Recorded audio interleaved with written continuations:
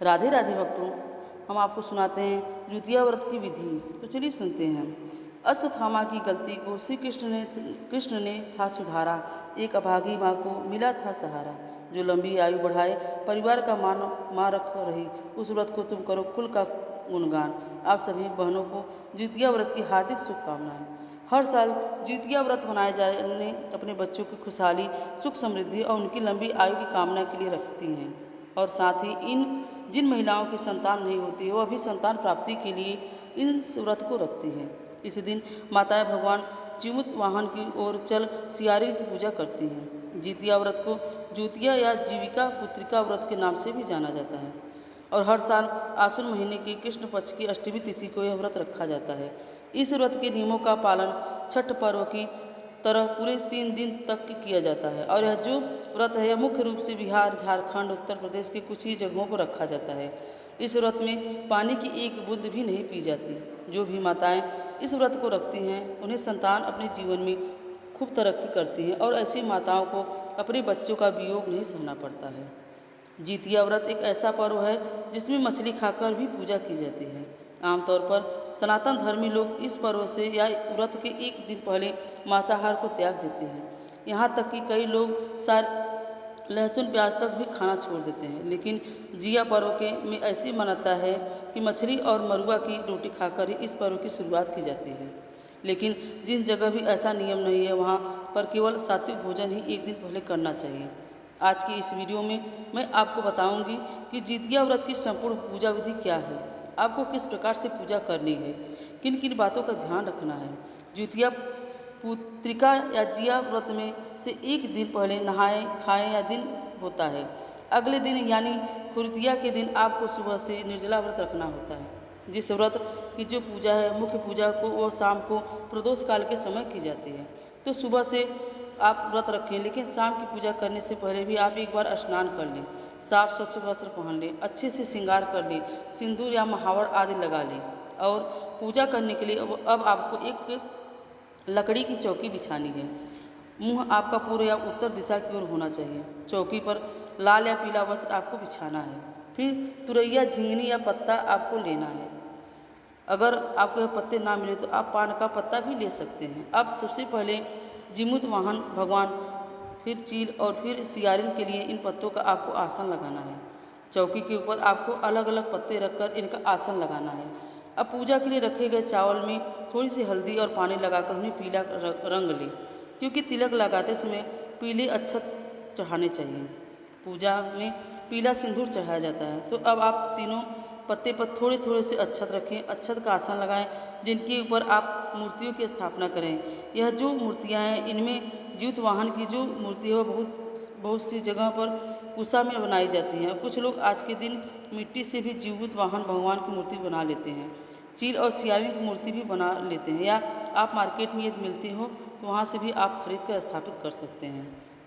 जितिया व्रत की जो पूजा होती है वैसे खास तौर पर किसी भी नदी या तालाब के किनारे की जाती है।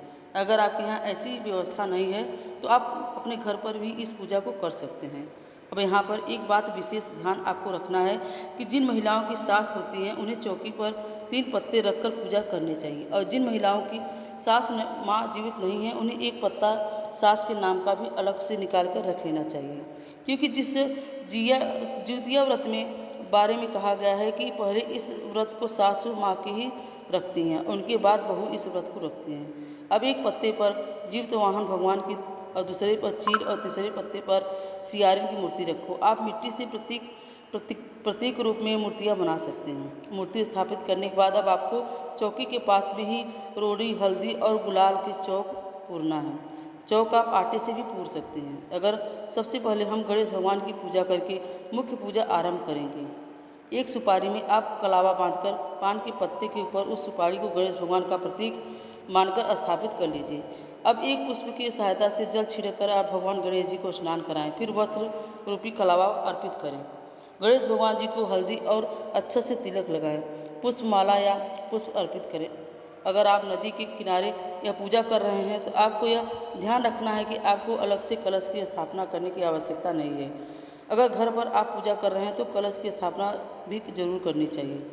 आप दीप कलश की स्थापना भी कर सकते हैं। दीप कलश की स्थापना करने के लिए आप एक लोटा लेकर उसके कंठ पर कलावा लपेट दें और 3 बार, और फिर उसमें गंगा जल मिलाकर शुद्ध जल भरें और गंगा, यमुना, कावेरी नदियों का स्मरण करें, उनका आवाहन करें। अब जल के लोटे में अक्षत, सुपारी, एक सिक्का और हल्दी की गांठ अगर आपके पास है तो आप डालें, और हल्दी की गांठ नहीं है तो आप एक चुटकी हल्दी पाउडर डालकर भी डाल सकते हैं।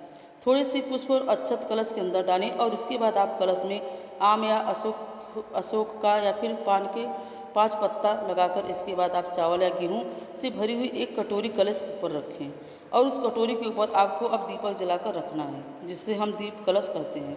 इस तरह से आप दीप कलश की स्थापना कर लेंगे। इसके बाद आपको मुख्य पूजा शुरू करनी है। पूजा करने से पहले अभी अभी आपने जो दीप कलश की स्थापना की है उसकी पूजा करनी है।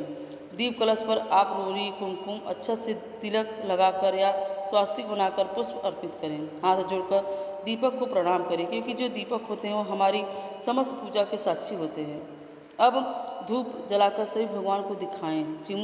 चिमुद वाहन भगवान चील, सियारिन और गणेश भगवान जी को धूप दीप दिखाएं। ध्यान रखें कि जो दीप कलश पर स्थापना है आप दीपक उस पर जलाकर रख दें, उसे आपको बार बार नहीं हटाना है।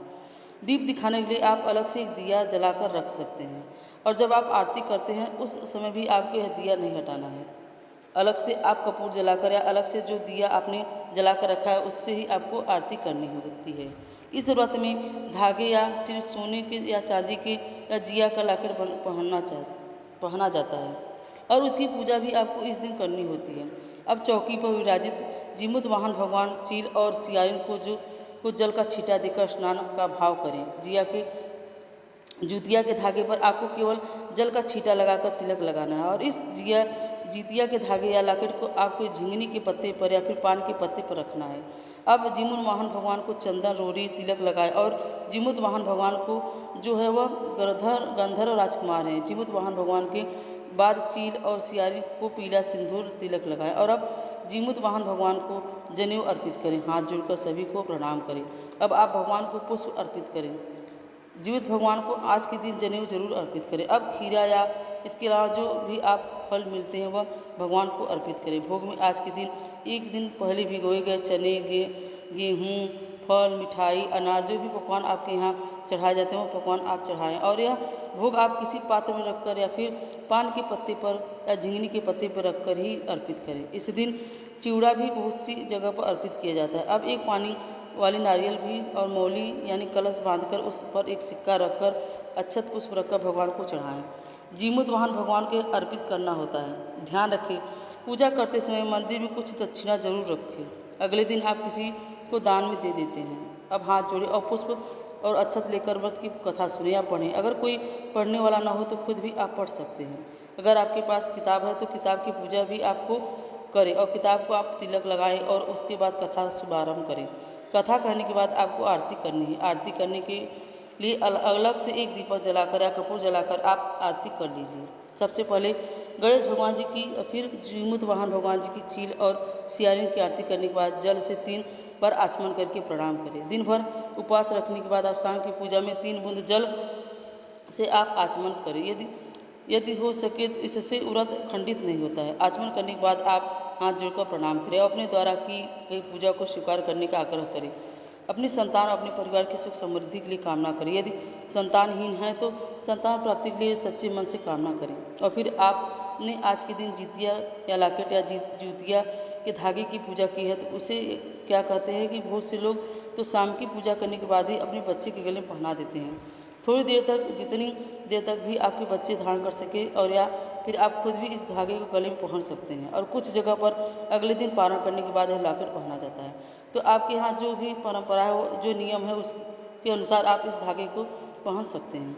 आरती करने के बाद कुछ जगह पर ऐसा भी नियम है कि एक खीरे पर थोड़ा सा घी लगाकर, जो खीरा आपने भगवान को चढ़ाया है उसी पर आपको थोड़ा सा घी लगाकर जिस दिन दिए थे आपने आरती की है उसी लौ के ऊपर रखा जाता है, जिससे काजल बनाया जाता है। और उस काजल का जो खीरे में इकट्ठा हो जाता है उससे बच्चों की आँख में लगाया जाता है। कुछ जगह पर आज के दिन सरसों के तेल की खली रखी जाती है, सरसों का तेल रखा जाता है, जिससे पूजा करने के बाद बच्चों के सिर में लगाया जाता है।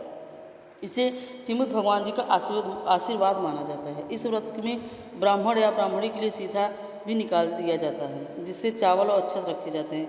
इसके अलावा आप फल, मिठाई, दक्षिणा जो भी उस आपकी सामर्थ्य है वह भी आप सीधे में रखें। और बहुत सी जगह पर शाम की पूजा करने के बाद यह बायना सीधा दे दिया जाता है, कुछ जगह पर अगले दिन दिया जाता है। अपने यहाँ की जो परंपराएं हैं उसका आप पालन करिए, करते हुए आपको सीधा देना चाहिए। यह तो थी खुरजिया की पूजा विधि, यानी जिस दिन आपको निर्जला व्रत रखना है उस दिन की पूजा विधि। और एक दिन पहले आपको ध्यान रखना है कि यह होता है कि इस व्रत को एक दिन पहले यानी नहाए खाएं। एक दिन जो भी वृत्ति महिलाएं होती हैं उन्हें स्नान करने के बाद महुआ की रोटी, नोनी का साग, झिंगनी की सब्जी आदि ग्रहण करनी होती है। बहुत सी जगह पर इस व्रत में मछली खाकर शुरू किया जाता है। एक ही बार में भोजन सप्तमी तिथि के दिन किया जाता है, उसके बाद फिर कुछ भी ग्रहण नहीं किया जाता। व्रत पारण के दिन सुबह सूर्योदय होने के बाद ही यानी सूरज उगने के बाद आपको जल ग्रहण करना होता है। जो भी पकवान आपके यहाँ भोग में लगाए जाते हैं, अपने यहाँ की मान्यता के अनुसार आपको यह पकवान या जल या कच्चा दूध ग्रहण करके व्रत का पारण करना होता है। व्रत पारण कैसे किया जाता है इसकी अलग से वीडियो आपके लिए मिल जाएगी। अगर आपको यह जानकारी अच्छी लगी हो तो वीडियो को लाइक और ज़्यादा से ज़्यादा लोगों तक शेयर जरूर करें। राधे राधे।